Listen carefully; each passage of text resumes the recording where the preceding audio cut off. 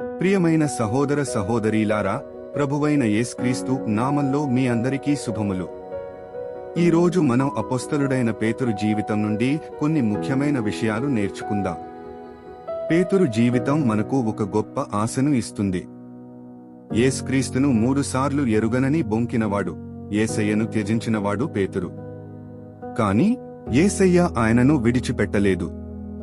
పునరుత్థానం తర్వాత యేసు మొదట పేతురును కలుసుకుని, నీవు నన్ను ప్రేమిస్తున్నావా అని అడిగాడు. ఆ ప్రశ్న పేతురును తిరిగి నిలబెట్టడానికి, ఆయనలో ఉన్న భయాన్ని తొలగించడానికి సహాయపడింది.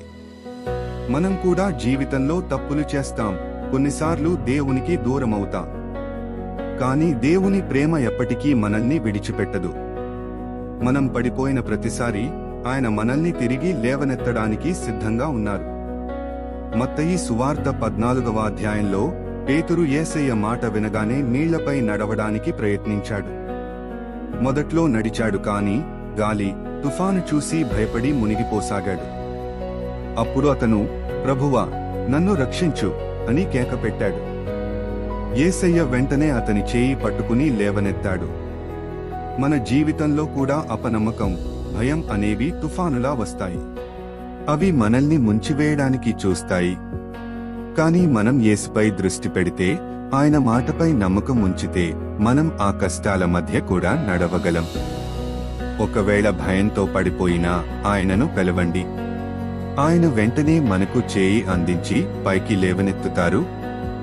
1 పేతురు 1:3లో పేతురు ఇలా రాశాడు, మన ప్రభువైన యేసుక్రీస్తు తండ్రి అయిన దేవుడు స్తుతింపబడును గాక. మృతులలో నుండి యేసుక్రీస్తు తిరిగి లేచుట ద్వారా ఆయన గొప్ప కనికరం చొప్పున జీవముగల నిరీక్షణ కలుగునట్లుగా ఆయన మనలను మరల జన్మింపజేసెను. పేతురు తన జీవితంలో చాలా కష్టాలు చూశాడు. అయినా యేసుక్రీస్తు పునరుత్థానం ద్వారా మనకు ఒక జీవముగల నిరీక్షణ ఉందని చెప్పాడు. ఆ నిరీక్షణే మనల్ని కష్టాల మధ్య కూడా నిలబడేలా చేస్తుంది. ఈ లోకం మనకు ఇవ్వలేని శాంతి, ధైర్యం మనలో నింపుతుంది.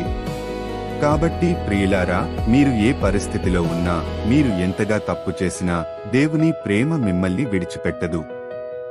ఆయనపై నమ్మకం ఉంచండి, నిరీక్షణతో ముందుకు సాగండి. దేవుడు మిమ్మల్ని దీవించునుగాక. ఆమెన్.